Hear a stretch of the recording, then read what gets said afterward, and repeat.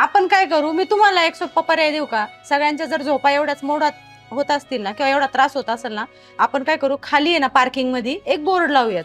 सकाळी 9 ते 11 वाजेपर्यंतच एंट्री आणि मग इव्हिनिंगला पण 4 ते 6 पर्यंत ठेवू. हे पण काम करतील आणि आपल्याला पण डिस्टर्ब होणार नाही. सोपं आहे की नाही पर्याय?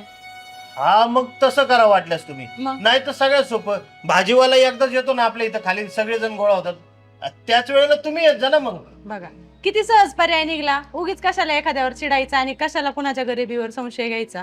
हा ते पण बरोबर आहे म्हणा. मग आता बाहेरची लोक इथून व्यवसाय करतात आणि हा पोरगा आपल्या इथला आहे, एवढं कष्ट करायची तयारी आहे, तर आपण त्याला अडवलं पाहिजे का? तुम्ही सांगा, हे तुम्ही अडवलं पाहिजे का? तुम्ही चिडले होते आता आणि आता तुम्हीच बोलताय सगळं. पण कसं आहे माहितीये का, सध्या दिवस पण कसे आलेत माहितीये ना तुम्हाला. दिवस खूप खराब आहे. हा त्यामुळे मी काय म्हणतोय, येऊ द्या सेल्समन वगैरे ठराविक वेळेत आले ना, हरकत नाही. पण त्यांनी आपलं ठराविक अंतर ठेवून आणि लांबूनच काय असेल ते विकावं. आणि सगळ्यात महत्वाचं, त्यांचं आधार कार्ड आणि आयडेंटिटी कार्ड खाली वॉचमॅनकडे जमा करावं आणि जाताना घेऊन जावं. म्हणजे आम्हाला पण सुरक्षा आणि तुमची पण विक्री. मग बरं जाऊ द्या, विकलंय की नाही सकाळपासून? विकलंय थोडंफार राहिलंय. काकांना राहिले पण द्या. आमचं घर आहे खाली तिकडे कोपऱ्यात, जाताना आमच्या घरी पण विका. हा चालतंय, येतो. या.